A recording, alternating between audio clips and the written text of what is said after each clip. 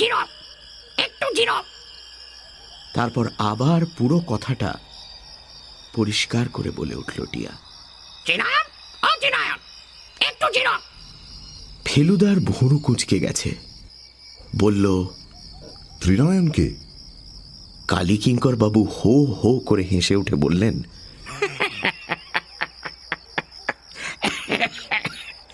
সেটা বলবো না তোমাকে, শুধু এইটুকু বলবো যে যেটা বলছে সেটা হলো একটা সংকেত।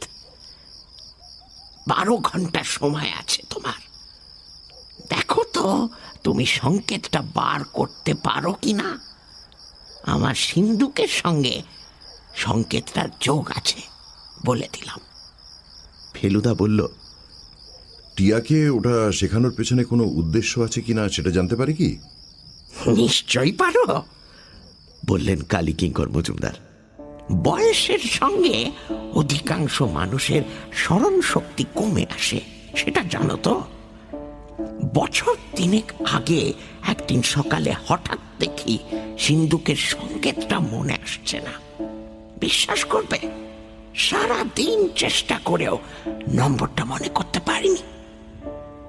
শেষটায় মনে পড়ল মাঝরাত্রিরে। নম্বরটা লিখেও রাখিনি কোথাও, কারণ কখন যে কার কি অভিসন্ধি হয় সেটা তো বলা যায় না। তাই মনে হয়েছিল ওটা মাথায় রাখাই ভালো।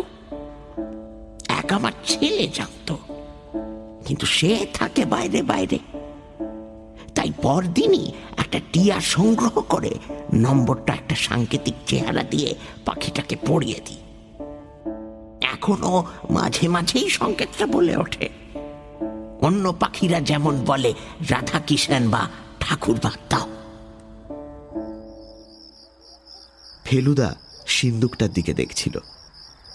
হঠাৎ ভ্রুকুটি করে চেয়ার থেকে উঠে এগিয়ে গেল সেটার দিকে।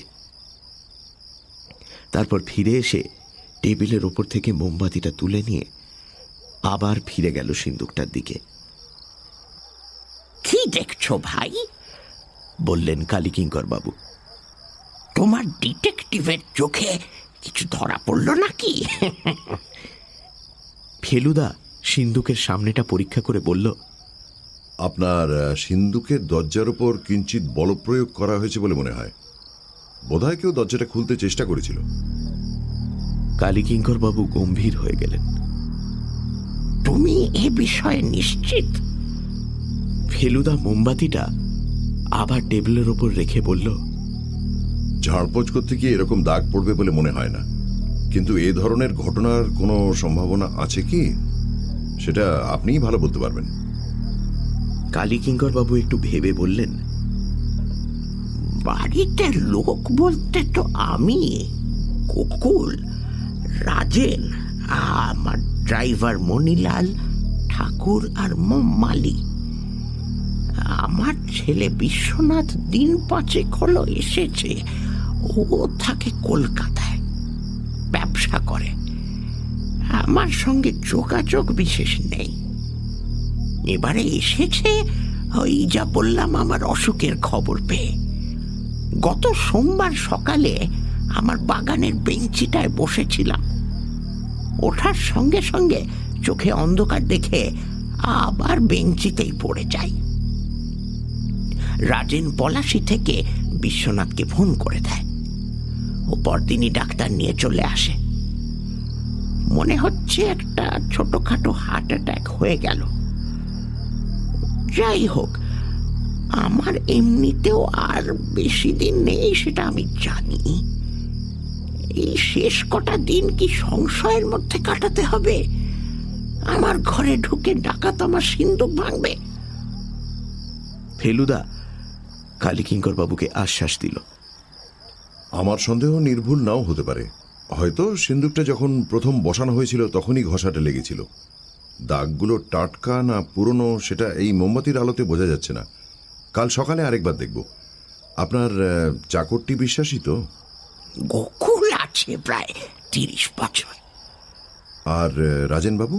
রাজেনও পুরনো লোক, মনে তো হয় বিশ্বাসী। তবে ব্যাপারটা কি জানো, আজ যে বিশ্বাসী কাল সে যে বিশ্বাসঘাতকতা করবে না এমন তো কোনো গ্যারান্টি নেই। ফেলুদা মাথা নেড়ে কথাটায় সায় দিয়ে বলল, যাই হোক, গোকুলকে বলবেন একটু দৃষ্টি রাখতে। আমার মনে হয় না চিন্তার কোনো কারণ আছে। যাক, কালীকিঙ্কর বাবুকে খানিকটা আশ্বস্ত বলে মনে হলো।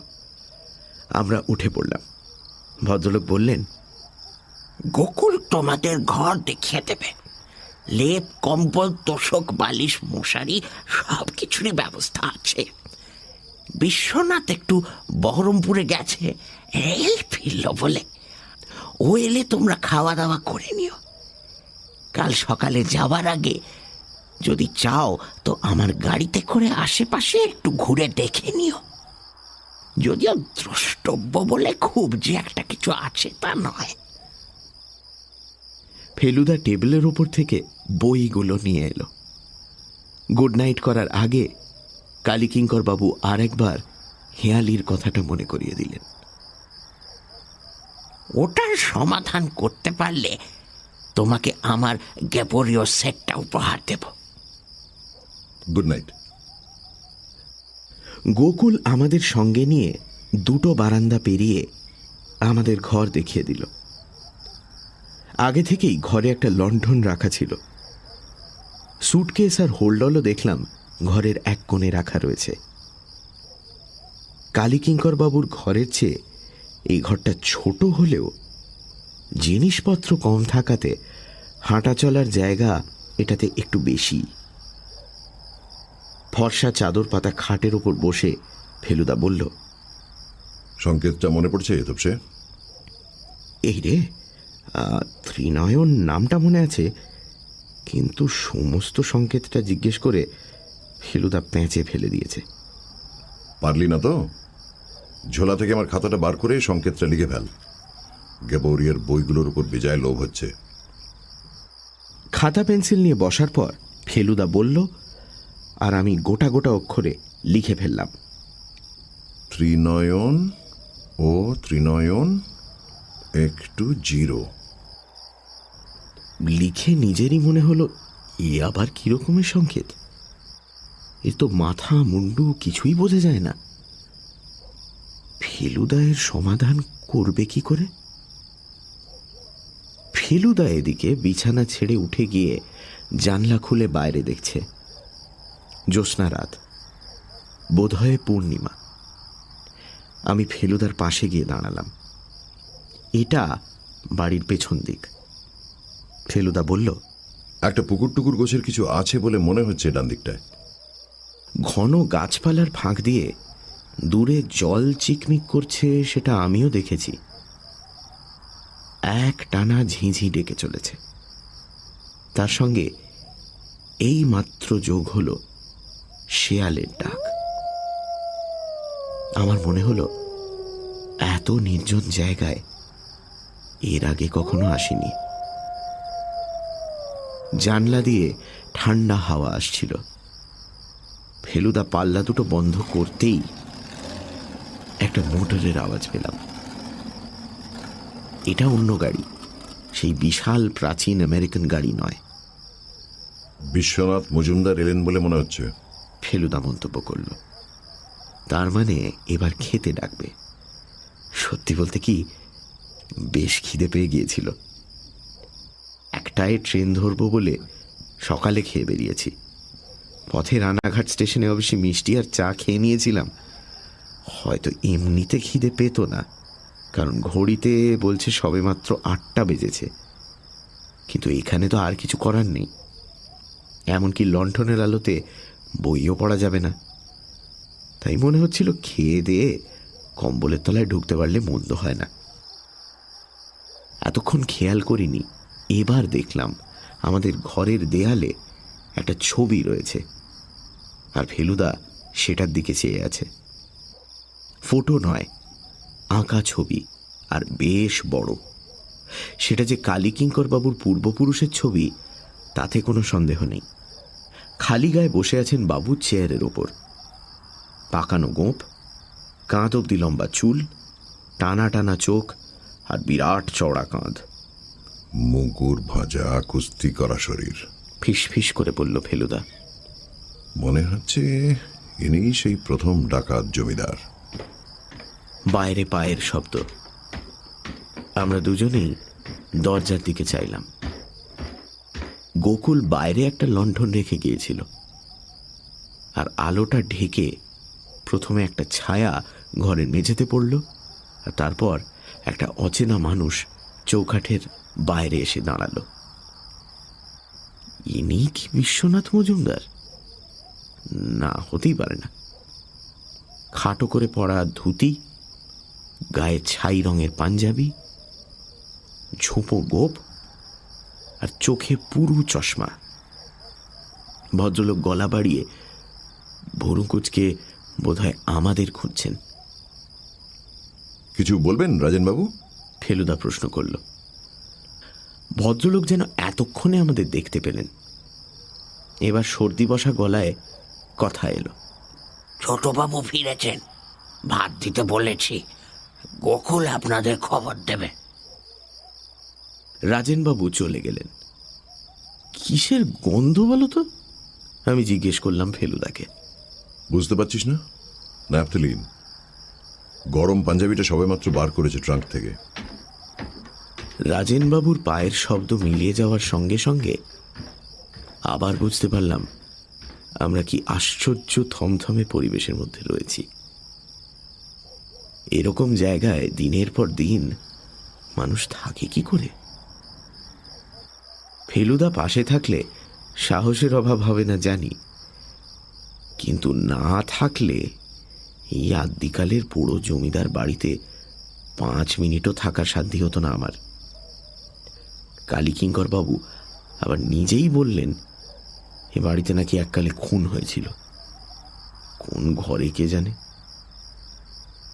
ফেলুদা এর মধ্যে লণ্ঠন সমেত টেবিলটাকে কাছে টেনে এনে খাটে বসে খাতা খুলে সংকেত নিয়ে ভাবা শুরু করে দিয়েছে। দু একবার যেন ত্রিনয়ন বলে বিড় বিড় করতেও শুনলাম।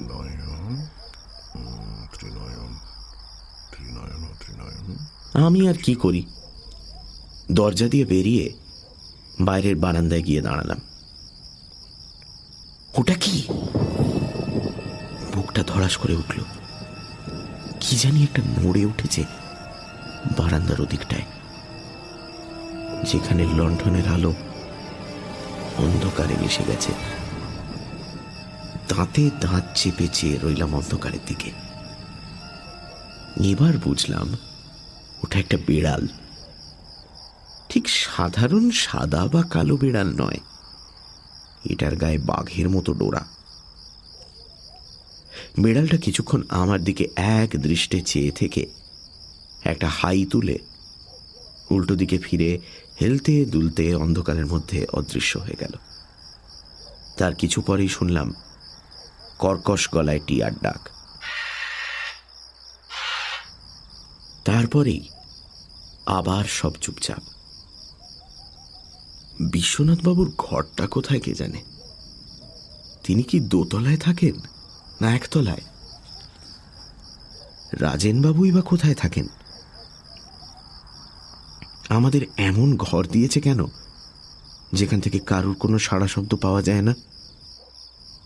আমি ঘরে ফিরে এলাম। ফেলুদা খাটের ওপর পা তুলে দিয়ে খাতা হাতে নিয়ে ভাবছে। আর না পেরে বললাম, এরা তো দেরি করছে কেন বলো তো? ফেলুদা ঘড়ি দেখে বলল, তা মন্দ বলিসনি, প্রায় 15 মিনিট হয়ে গেল। বলেই আবার খাতার দিকে মন দিল। আমি ফেলুদার পাওয়া বইগুলো উল্টে পাল্টে দেখলাম। একটা বই আঙুলের ছাপ সম্বন্ধে, একটার নাম ক্রিমিনোলজি, আর একটা ক্রাইম অ্যান্ড ইটস ডিটেকশন। 4 নম্বর বইটার নামের মানেই বুঝতে পারলাম না, তবে এটায় অনেক ছবি রয়েছে। তার মধ্যে পরপর 10 পাতায় শুধু বিভিন্ন রকমের পিস্তল আর বন্দুক। ফেলুদা রিভলভারটা সঙ্গে এনেছে কি? প্রশ্নটা মাথায় আসতেই মনে পড়ল, ফেলুদা তো গোয়েন্দাগিরি করতে আসেনি। আর সেটার কোনো প্রয়োজনও নেই। কাজেই রিভলভারেরই বা দরকার হবে কেন? বইগুলো সুটকেসে রেখে খাটে বসতে যাব, এমন সময় আচমকা অচেনা গলার আওয়াজ পেয়ে বুকটা ধড়াস করে উঠল। এবারের লোকটিকে চেনায় কোনো অসুবিধে নেই। ইনি গোকুল নন, রাজেনবাবু নন, গাড়ির ড্রাইভার নন, আর রান্নার ঠাকুর তো ননই। কাজেই ইনি বিশ্বনাথবাবু ছাড়া আর কেউ হতে পারেন না। আপনাকে অনেক দেরি করিয়ে দিলাম।